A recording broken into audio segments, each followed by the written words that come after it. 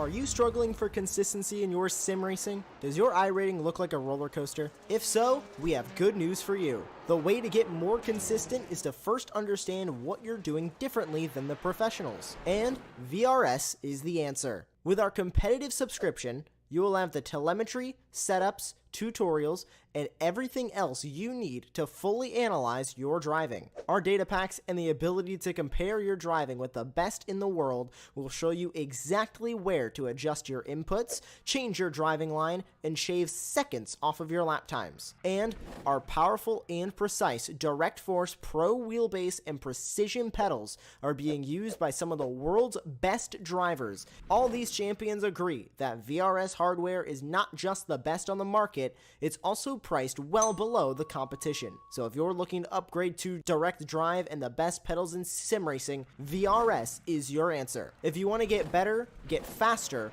and make it happen sooner rather than later, you owe it to yourself to find out why so many people are switching to VRS. You'll be so glad that you did. Visit www.virtualracingschool.com and learn why the best use VRS.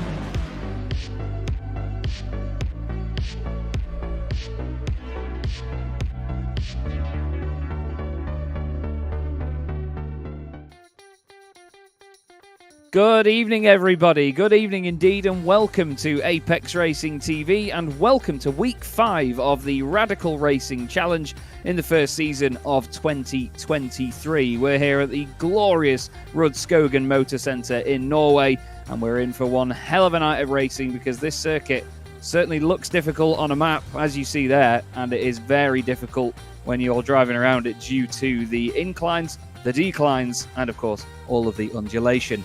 My name is Chaz Draycott. It's fantastic to be back on Apex Racing TV after a very long time away. I think it was actually January last year, the last time I appeared on the channel. But alongside me in the booth tonight, I have the wonderful Aaron Smith. It's the first time we're working together, Aaron, but we've got one hell of a combination here, haven't we? 100%. These radicals so far this season have produced some of the best racing we've ever seen on Apex Racing TV. The first 4 rounds of this season have been absolutely spectacular. You know, we had Hockenheim last round, which was just an absolute amazing round. And the season opener, Laguna Seca, was one of the better openers we've had in such a long time.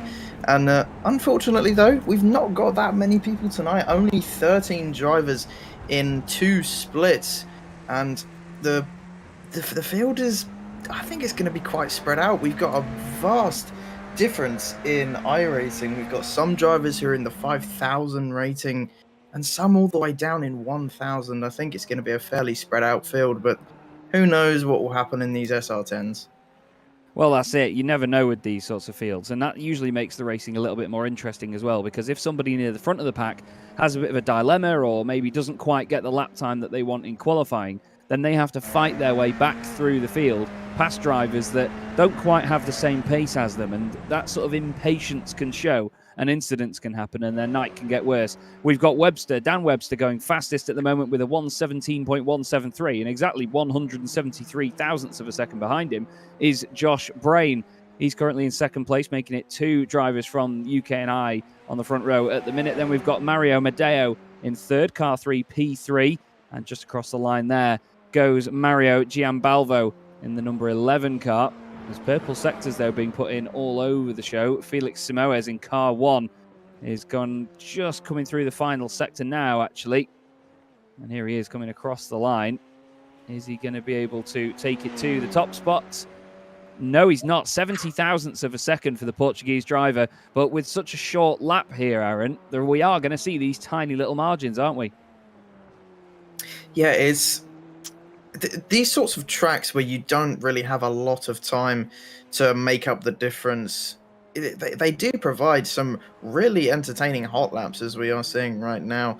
It's about those little tiny margins, just breaking that tiny little bit earlier or maybe even later, depending on the type of corner. And obviously, we have many different types of corners on this track.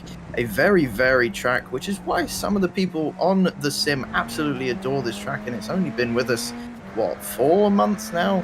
And I do have to say, it is a fairly fun and very underrated track. As we were discussing just before we went live, we had never actually heard of this track before it was released onto the sim, and yet it's up there, I'd say.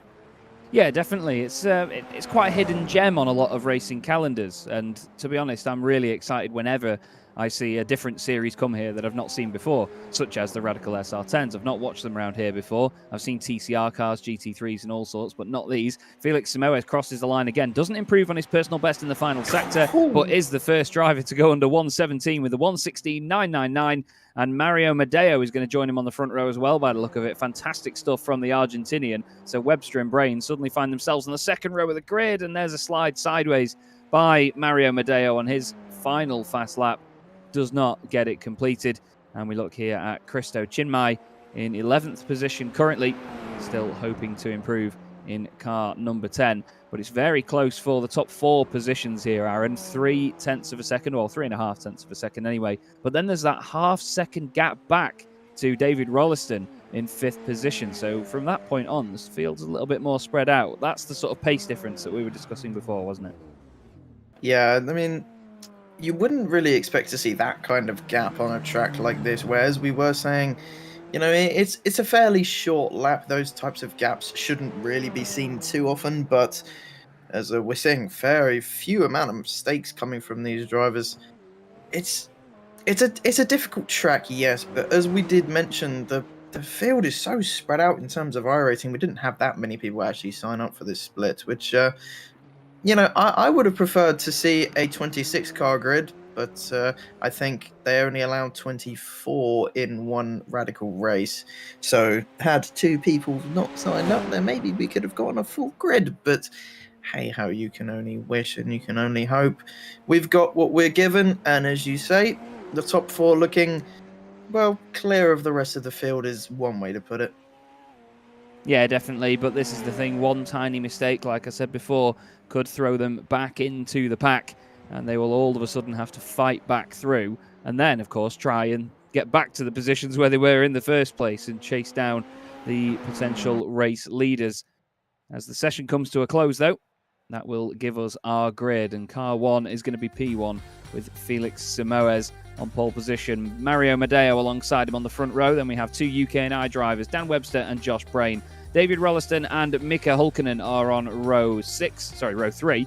Mario Giambalvo is 7th with Mikael Melis next to him on row 4. We then have Jacek Zielonka, car 9P9. Marcelo Mancini rounds out the top 10. Christo Chinmay is 11th with Connor Pratico in 12th position. And at the back of the grid in 13th place, we have Bruno Abrantes. So quite the international grid here, which is one of the best things that we often see about these official series, isn't it, Aaron? You do get a great mix of nationalities out here. Who do you reckon can make a real lightning start here and maybe surprise us a little bit? Well, unfortunately, we don't have the man that we always see on these Radical cars. Rafael Blanco didn't turn up tonight, and he is a god on the start in these cars. He knows exactly when to release that clutch and is... well, he just blitzes the rest of the field off the line. But I don't know. I'm kind of feeling like Felix. I don't know. It's on the dirtier side of the track, and I don't know if that has much of an effect in iRacing as it would in real life. But I don't know. I think we're gonna have a tight turn 1, and I think it's gonna shake up the pack, as you were saying, and we're gonna get some good old-fashioned racing on lap 1. We certainly are, as the lights are now going to begin to come on. And the latest round of the Radical Racing Challenge gets underway. The cars hop and skip and jump off the line, go flying up through the revs, and it looks like a lovely start by Felix Simoes, and the top 3 keep it nice and tidy. It's side by side for 4th and 5th. That's Josh Brain and David Rolliston. There's a little bit of a move there as well. That's Mika Hulkkonen trying to hold off Mario Giambalvo. Connor Pratico from the 12th spot on the grid has actually gone up 2 places inside the top 10 now as they streak down the hill towards turn 3 and then the tightening turn 4. Running wide a bit there is Josh Brain. Interesting to note as well, Aaron, that this circuit doesn't actually have corner names, which is probably quite a fortunate thing for commentators because they'd be 48 syllables long. But we only have corner numbers instead as they go through 5, 6, 7, and 8 now. Yeah, and as we've seen from certain tracks like Zolder, some of the track corner names are just impossible to pronounce. So yeah, we're just going to have to go by turn names, numbers, I should say. And that's, Zach going very deep and losing a position to Pratico, who's now up 3 places from his start, which, you know, is something to shout about in these cars. And Jack is behind, is really starting to struggle. We do know that in these SR10s, once you lock up, as I have mentioned a few times this season, that your front tires just lose all grip for about a lap or 2, and you really have to back off and let the car cool down, and you just got to kind of refresh and get those tires back up to temperatures. Pratico going for another move into turn 1, up 4 places now. The Canadian doing a fantastic job so far. Yeah, really solid start, isn't he? Isn't he? Sorry, he's had a really solid start, hasn't he? English Chaz. But yeah, Connor Pratico from 12th on the grid, really doing well at the moment. The drivers around him have all sort of held their necessary positions as well. That's Mikel Rossello Melis going flying off the circuit. Makes it very entertaining as he exits stage left. But somehow, I don't think he actually ended up hitting the wall there. And considering how high speed he was travelling, that's quite the miracle. Then again, these cars weigh about as much as my left thumb. So to be honest with you, it's not going to take a lot to stop them. Luckily, he's able to get going again. We're going to get a replay of it now. But as Martin Brundle would have said way back when, tyres on that now are going to feel like 50 pence pieces, as our race leader in the meantime has gone off the road as well. Felix Samoa is dropping down the order. Yeah, I just noticed that on my timing screen. But yeah, that mistake from Melis, just losing the rear on the entry to turn 3. But more importantly, Felix, we're definitely going to get a replay of that. I wonder what happened to him. I think he might have just made another mistake by himself. Seeing a few mistakes from these guys in the early parts of this race. And yeah, we're going to get a replay and see what happened to him. He looks to be all by himself and just coming up to the end of the middle sector now. And yeah, the car just steps out on him under braking. It's a really gradual spin, isn't it? A really painful moment to have as a driver. Ooh. And as he tries to recover, gives the wall a bit of a kiss as well. And well, it's quite the well-known fact that radicals often feel like they're made of cracker bread. So to be honest with you, if he does kiss the wall, even in recovery, that's not going to feel fantastic. He is seemingly floating the rear end of the car around still now as he exits turn 4. So Felix has got quite a bit of work left to do from P10. Absolutely gutting for him, but that means that this man in the very subtle Hispano-American machine, Mario Medeo, leads the way. He's not got a big gap, though, over Dan Webster, about 0.6 of a second at the minute, but then they're a good 2.5 seconds clear of David Rolliston from then on. We've got Connor Pratico still making his way through the pack. He's now gained 5 places as he goes up to 7th. This is going to get feisty, though, here, I think, Aaron, because these two are going to close together in the slipstream down the start-finish straight, and if Dan Webster can get a decent exit out of turns 1 and 2, he could potentially try and move down into 3 and 4. Let's see what he does here. Yeah, possibly. The only issue with this track is you don't have, well, any long straights whatsoever, which is what you need in this car. The slipstream is, well, I don't know what to compare it to. Just, it kind of that feature on Mario Kart where you're sitting behind them and you get that boost. That's basically how slipstream feels in this car. It's it's ridiculous. We've seen these cars go around Spa sometimes, and yeah, you can be about a second, 9/10 behind coming out of La Source, and by the time you reach the end of the Kemmel Straight, you're practically ahead of them.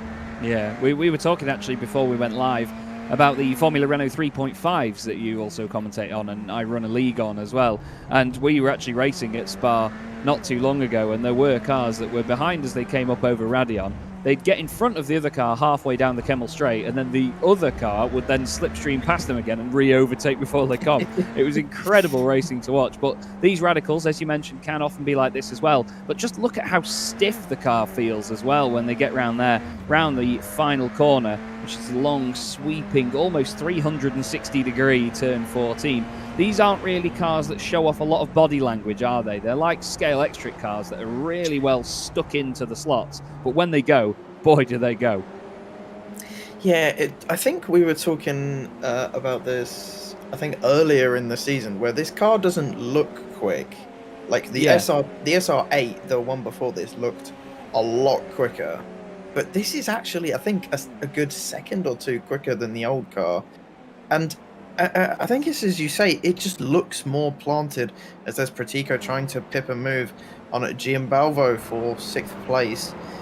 Just trying to eye up an overtake, but unfortunately on this track there's, well, a few overtaking opportunities, maybe into turn 1 and 2 and 3.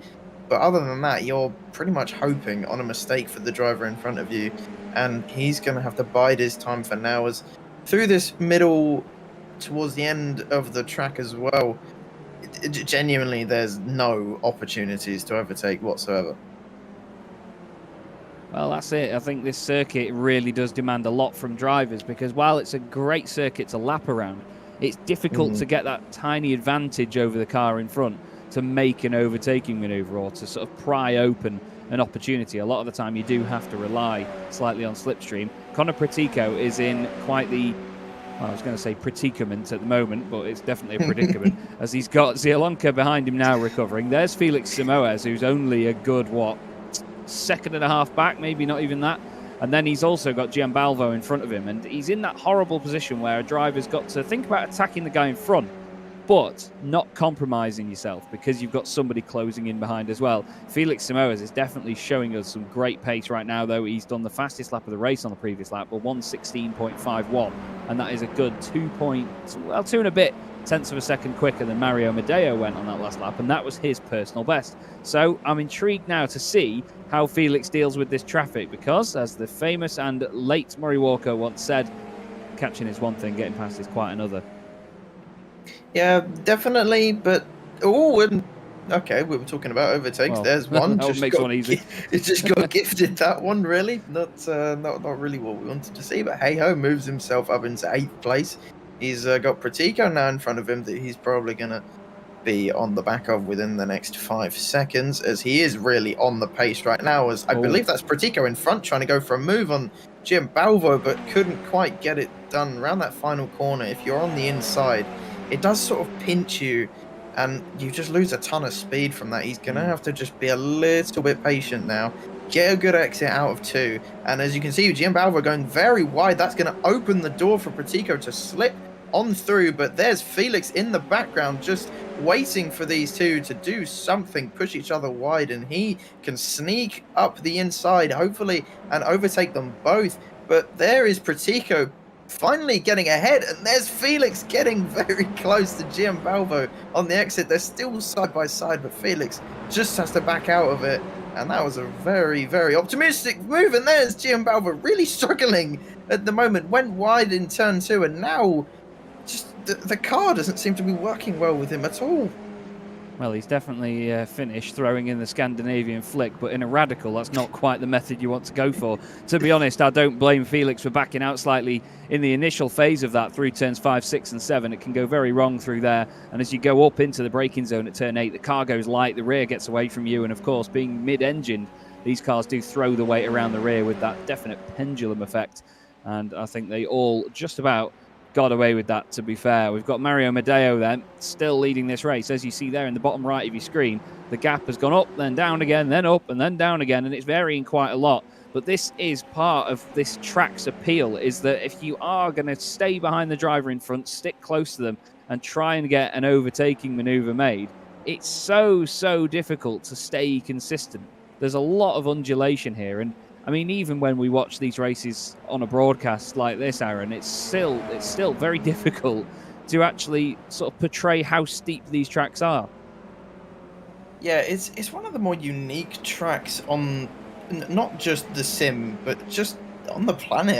I'd say when I first drove it, it was like nothing I've ever driven before, and I kind of liked it because of that. It is very nice to drive, as we were saying earlier. It's very lovely to hot lap, especially if you, for some reason, decide to take a Formula 1 car around it. But in these SR10s, it does I mean, the SR10 itself does tend to understeer, as we saw Webster doing that around the final corner. It does have a tendency to just drift off wide, which is very strange for a mid-engine car, to be honest. And considering it's rear-wheel drive as well, it's even more strange. But here's Felix Samos trying to move on in his comeback up into P6. He might go. He's going to have to try and make his way past the Canadian of Pratico, who's put on an absolute amazing show so far, up 6 places. We don't really see that, especially in only a 13-car grid. And here's a battle we've not really been watching too often. The battle, more or less, for P3 between Rollinston, Hulkinen, and Josh Brain. Josh losing a position on the opening lap to Hulkinen, who then moved himself up into P4. And Hulkinen has shown some decent pace over the course of this season and this race, a little bit quicker than Rollinston at the moment, but has Brain all over his rear bumper. Well, I hope he cleans it off afterwards. But still, it's a very, very solid season from Mika so far. Looking a little bit further back, here is Connor Pratico having his own fantastic race, but I think it might be a little bit demoralising when he sees the pace that Felix Simoes has. But the Canadian's holding on well for now. To be honest, it might be, I was going to say it earlier when the two of them went to overtake Mario Giambalvo. There's a bit of a wiggle there for just a moment. That's the thing, though. I was saying before, wasn't I, about the car? It looks so glued and so planted, but then when it doesn't, it really looks like it's so out of its comfort zone, isn't it? It really looks in pain almost, as now Felix Simoes gets a bit of slipstream, looks down the inside, but thinks better of it. I was going to say before that when they were overtaking Giambalvo or closing in on him, Pratico might have been a bit better off sitting behind Simoes, letting him be the key that opens the door so he doesn't lose too much time, and then trying to follow on. And he could even just let him through now and try and follow him forward through the pack. But look at this. He doesn't want to let it up at all. Well, I mean, it is a position, and as a racing driver, you never want to give it up realistically, whoever it is. And maybe Pratico has seen that, it's not a long race in these SR10s. This is another thing about this track that I just want to mention. The different lines that people take as well is so much fun to see. Some people going wide, some people staying on the inside. It is very fun to see. But yeah, Pratico, I don't know if he'd be better hanging behind Simoes, because we don't have all that long left to go in this race. And Brain, Hulkinen, and Rollinston are setting decent times enough. And I don't know if it will be enough for Felix to do anything about it. He is about 3-4 seconds behind them. And then obviously the massive gap to the people in P1 and P2. But, I mean, we'll have to see what happens over the next 6 or 7 laps. But I think Pratico's in a pretty good space right now. Yeah, I'd say so. It's looking safe, isn't it, at this part of the race? I think, to be honest with you, there's a few drivers here that have just sort of done their own thing, and Medeo has had his own spin. I was going to say drivers have done their own thing to compromise their races, and Mario Medeo has just done that right on cue. So Dan Webster now moves up into the lead of the race. No one wants to win this one. Everyone that seems to take the lead just seems to, just doesn't want to. I mean, it is Friday the 13th, so unlucky, of course. But yeah, just going into turn 3, that's all wrong. Oh dear. Yeah, just kind of just, I don't know. I think we might need to see an onboard to get a better look at that. But it kind of looked like he'd lost it on entry. And then, I don't know, we'll take a look now. Coming down to turn 3, braking just about now. Yeah, loses it on entry. It's on the downshift, isn't it? As soon as it affects the rear end in any way, it just about locks up the rear end for that millisecond and just offsets the balance of the car, because they're so on the edge like this that it's really easy to upset them. And unfortunately, Mario Medeo has gone very sideways. And it was a good save, to be fair, because with the engine being at the back of these cars and you slam on and lock up all 4 wheels, it's really easy for the rears to still overtake the fronts. As Felix Simoes, well, he's still digging away at the back of Connor Pratico's car. I'm amazed there's anything left of it, to be fair. He's not hit it once yet, but still, he's just nibbling chunks out the back of it.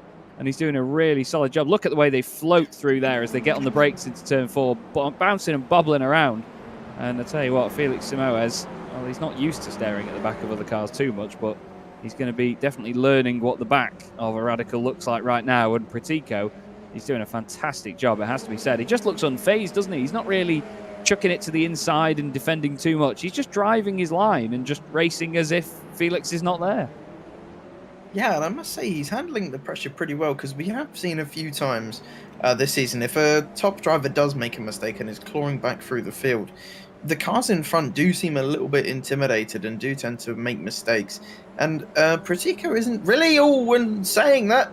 Simos just gives him a little love tap and makes his way through, but Pratico is not gonna back down. And yeah, there's Pratico exclaiming his... Oh, he's getting a little bit feisty as well. Squeezing Felix into turn one. And Felix giving him another love tap. And I don't know if you heard that as well, Chaz.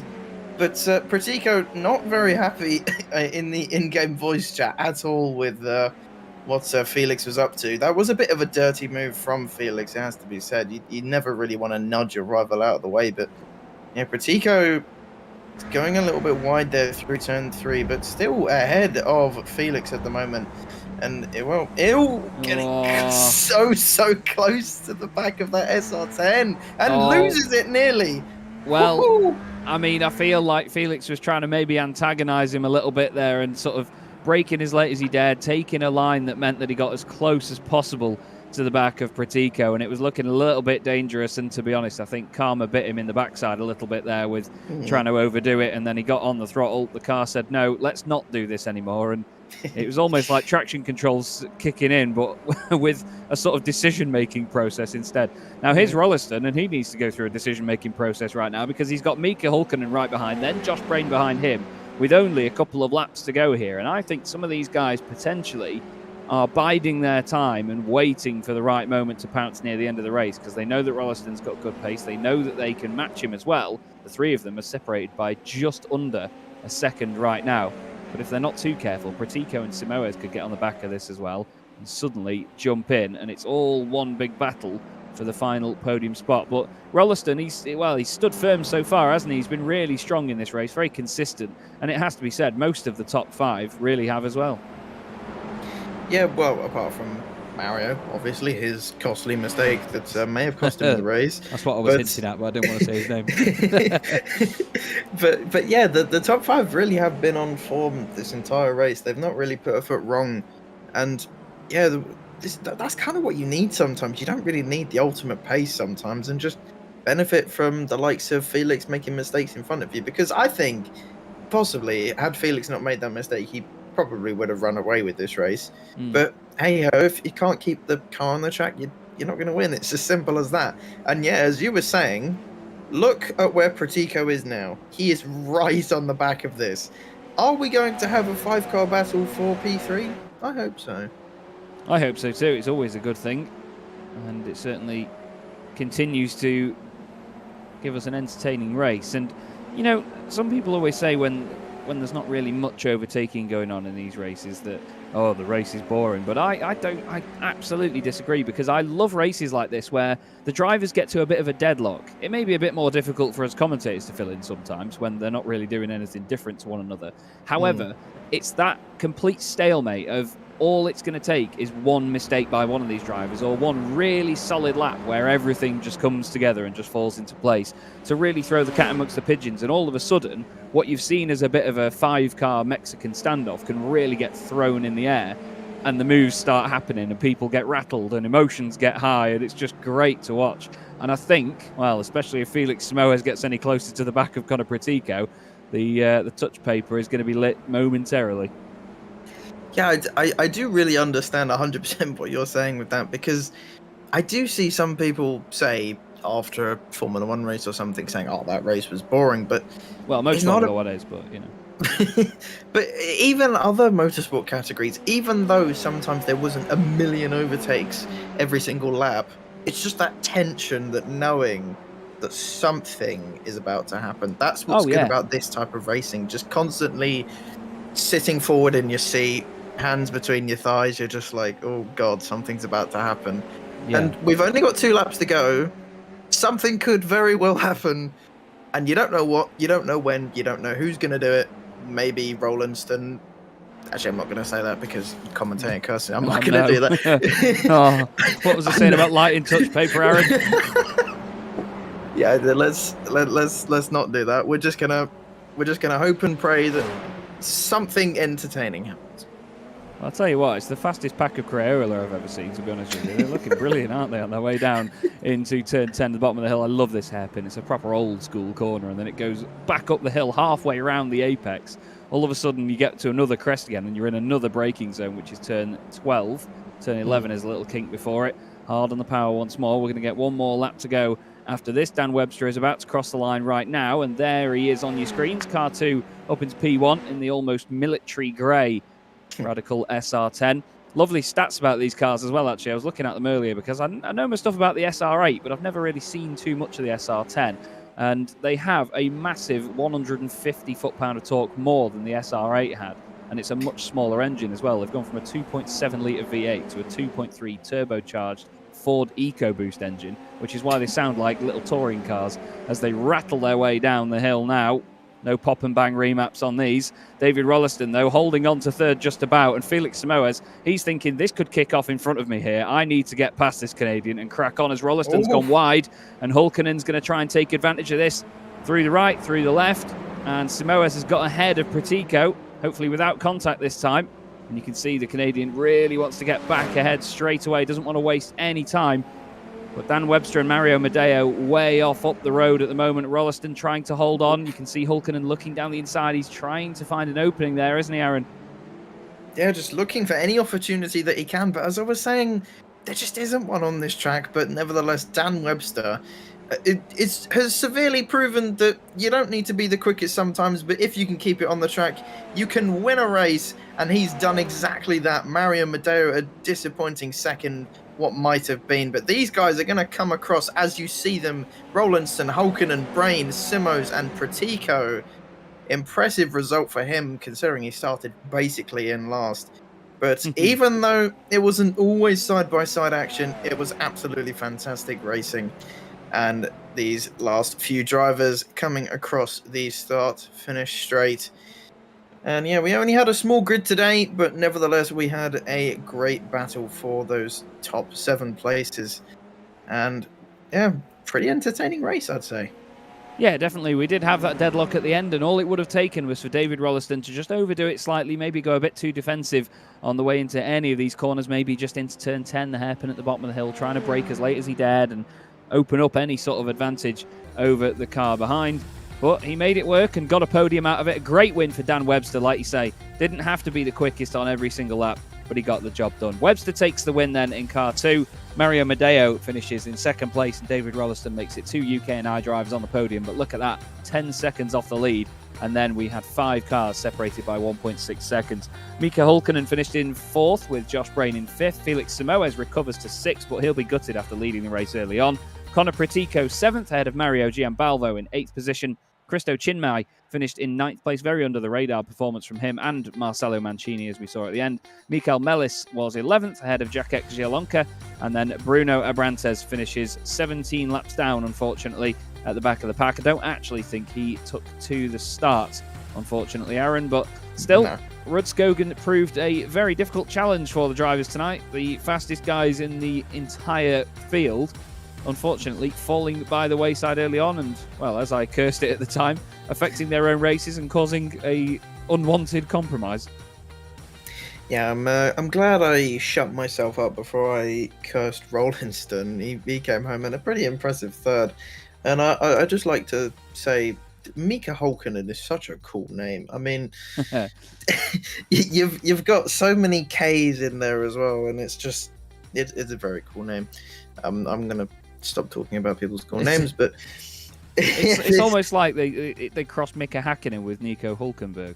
Yeah, that's exactly I was thinking Heikki Kovalainen, but then because Hulkenberg's German, not Finnish, so that doesn't even work. So I should stop talking about his name as well. But still, Dan Webster, I mean, he proved he was under the radar with the military grey on that radical, but he certainly proved that, again, you don't need to be the most exciting driver on track to get the job done there. And I mean, he won by 2 seconds. It wasn't the biggest gap in the world over Mario Medeo. He made a bit of ground back in the later stages, but still, it was a very entertaining race in its own right. We don't have to have people flying around all over the place all the time to cause uproar, but it was certainly good fun, wasn't it? Yeah, definitely. I mean, I came into this race thinking it was going to be an absolute bore fest because I don't really think this track is great for overtaking, and we had a very spread out field, and then it ended up being a pretty good race. I do predict that these races will be boring, and then they're not. So maybe I should keep saying they're boring, so then they're not. I'm going to keep doing that every week. That's a good idea. Well, if you set the bar low, you'll always exceed expectations. That's what I've always said about my career, to be honest with you. But still, it was a lot of entertainment. I'm just seeing if we're waiting for any interviews or anybody popping in, but I don't think we're going to get anyone in by the look of it, are we? Yeah, we don't usually. All right. Well, let's see. This is where my inexperience of this series comes in. But still, it's an exciting week for the championship here at Rudskogen, and as you could see, I mean, it's really, really difficult around here because a car like this needs to be travelling at high speed. It needs to be in triple digits to generate all the downforce that it can. And of course, when you put it through the start-stop sections over the crests like this into slow, very tight braking zones, it really can unsettle it. And you can just tell that it's not what the car's built for, really. It's quite funny, isn't it? Yeah, it is a little bit entertaining watching these very unfit for this track cars. I mean, it's kind of like sending a Formula One car around an oval. It's just, it's not meant to be here. This doesn't look right, and yeah, it really didn't look very comfortable, this car, at all throughout the entire race. And as I said, I think halfway through the race, you had to see some drivers experimenting with different lines. And that's what's good about this track. You don't really get with a lot of modern tracks. You have people going completely the opposite side of the track to one another, and yet they still set relatively the same times. And I think that is proper racing. And that's why a track like this is so adored, because it's just old-fashioned and it just feels good. And it's one of those circuits as well that people don't really know that well. You know, if you go and do a series at Spa, well, everybody knows Spa. You know, they'll even if they've not got the experience in the sim around there, you at least know where it goes, you know where the bumps will be, you know what to expect. But a track like this that not many people really have heard of, it really does throw up those surprises, and it's great to watch. But still, that is unfortunately all we have time for this evening here on Apex Racing TV. Thanks very much, Aaron Smith. It's been a pleasure to work with you, my friend. It's been a lot of fun. Thanks to Jamie Fluke as well for doing the production. I've been Chaz Draycott, and this has been the Radical Racing Challenge, Week 5 of 2023 Season 1. And we will hopefully see you again very, very soon. But for now, good evening, and we'll see you again.